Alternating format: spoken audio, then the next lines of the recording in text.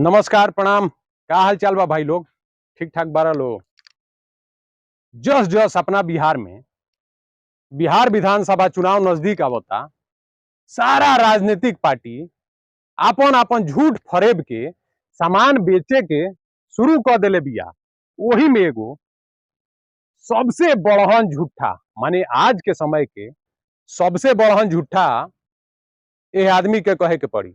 आवेदन भरवावता family card के नाम पे, आज जनता के बीच में जाके कहता ये फैमिली कार्ड से जब सरकार आई तो कार्ड लगावते 20,000, जैसे कार्ड लगेब 20,000 रुपया, माने कार्ड लगावो आ पैसा निकालो। ये तो उहे हाल हो गए 2014 के चुनाव प्रचार। मोदी जी के याद करो, रैली में 15 लाख रुपया काला धन वापस आई तो केहू के मिलल?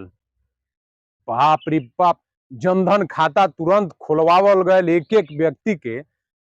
जनता तो यह सोचलक जे बाप रे बाप मोदी जी आ गए चुनाव जीत के, 15 लाख कहले बारे आ जनधन खाता खोलवावल शुरू कर दिले बारे। घर घर 15 लाख रुपया खातिर करता रहे।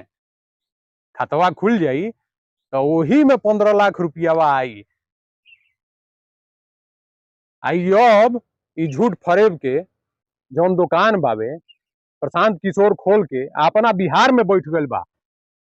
आ जनता के खाली झूठ फरेब झूठो के लालच जौन बा देले बा जे खाली एक बार चुनाव जितवा दो।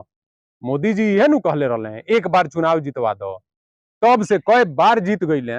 जनता के उहे दशा बा, तारा हमरा लइका फैकन के उहे दशा बा। देश ना तरक्की कैलक ना विकास कैलक। 15 लाख तो बहुत दूर के बात बा। तो अब ई प्रशांत किशोर फैमिली कार्ड बनवावत रहे। इतना झूठा नेता तो साला ये कलयुग में आज तक कोनो पैदा ना भइल हुई जितना झूठा ही प्रशांत किशोरवा बा। हमरा कहे के पड़ता काहे कि यह प्रशांत किशोर अपना मुंह से कहले बा ना जे भाजपा के सरकार बनावे में सारा भूमिका हम निभैले बानी। तो सोचलो जब ही इतना झूठ फरेब बयान दिवा सकेला तो खुद काहे ना दिवाई।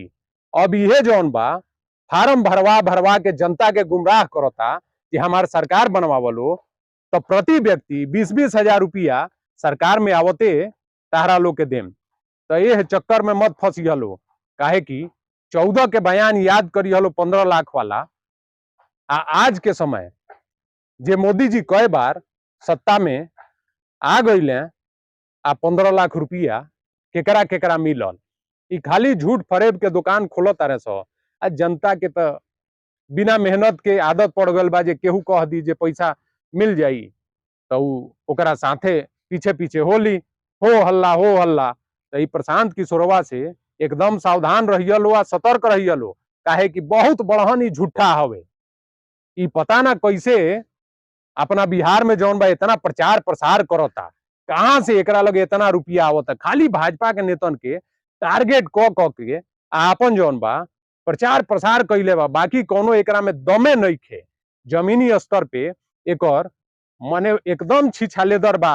वोट हइये नहीं खे, खाली सोशल मीडिया के लोगन के ही अपने साथे मिला के आ खाली ट्रेंडिंग में बनल चाहता। बाकी कोनो एकर आपन राजनीतिक बैकग्राउंड नहीं खे, ना कोनो सोच बा।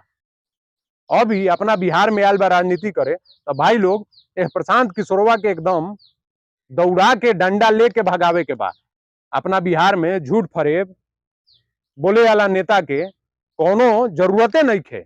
मोदी जी इतना दिन झूठ फरेब बोल के शासन सत्ता में रह गई।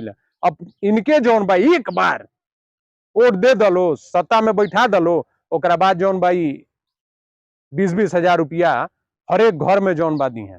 तो यह लालच में मत पड़ी हलो। लोकल स्तर पे अपने नेता के चुनलो जौन बढ़िया होखो, काहे कि हमनी के तो जौन विधानसभा के विधायक बा कनिए से नु काम लेवे के बा।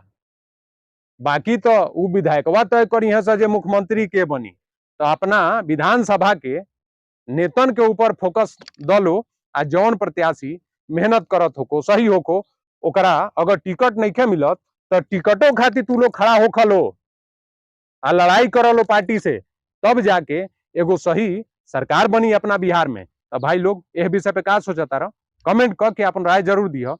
आ वीडियो के ज्यादा से ज्यादा लाइक करियो, शेयर करियो, साथ में चैनल के सब्सक्राइब जरूर करियो लो। तो बोलो बिहार की जय।